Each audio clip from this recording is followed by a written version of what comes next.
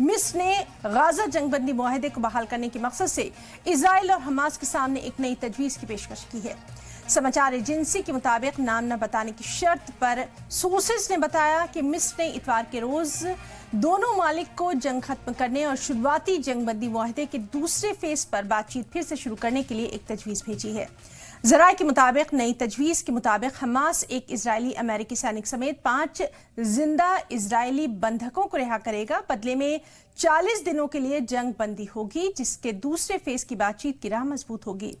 ज़राए के मुताबिक हमास ने मिस्र की तजवीज़ पर फौरी मंजूरी दे दी है, हालांकि उन्होंने ये नहीं बताया कि इजरायली फरीक ने इस पर कोई रद्द अमल नहीं दिया। इतवार के रोज मिस्र के वज़ीर ख़ारजा बदर अब्देलती और यूरोपीय यूनियन के खारजा मामलों और सिक्योरिटी पॉलिसी के हायर नुमाइंदे काजा कलास ने गाजा जंगबंदी बातचीत को फिर से शुरू करने की अपील की। काहिरा में यूरोपीय यूनियन के टॉप लीडरान के साथ मीटिंग के बाद ज्वाइंट प्रेस कॉन्फ्रेंस में अब्देलती ने कहा कि सभी इजरायली बंदियों को रिहा करने का वाहिद तरीका वार्ता की मेज पर लौटना और जंगबंदी मुआहदे पर अमन बरकरार रखना है। उन्होंने गाजा पट्टी में शहरियों के खिलाफ इजरायली फौजी ऑपरेशन फिर से शुरू करने को खारिज कर दिया।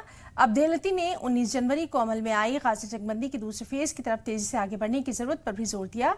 क्लास ने कहा कि EU इजरायली हमले फिर से शुरू होने की वजह से गाजा में जानमाल के नुकसान को लेकर फिक्रमंद है। उन्होंने कहा कि इजरायलियों को बातचीत फिर से शुरू करनी चाहिए और वहां कत्ल रोकनी चाहिए, बमबारी रुकनी चाहिए, बेशक यरगमालियों को रिहा किया जाना चाहिए। क्लास ने मजीद कहा कि हमारा प्याम साफ है कि इंसानी कानून का पालन किया जाना चाहिए, लोगों की जान बचाई जानी चाहिए और इमदाद को लोगों तक पहुंचना चाहिए। तो जंगबंदी फेज 2 गाजा का जिसको इंतजार है, मिस्र ने जंगबंदी के लिए नया मुआहदा यहां पर पेश किया है। मिस्र का नया प्लान है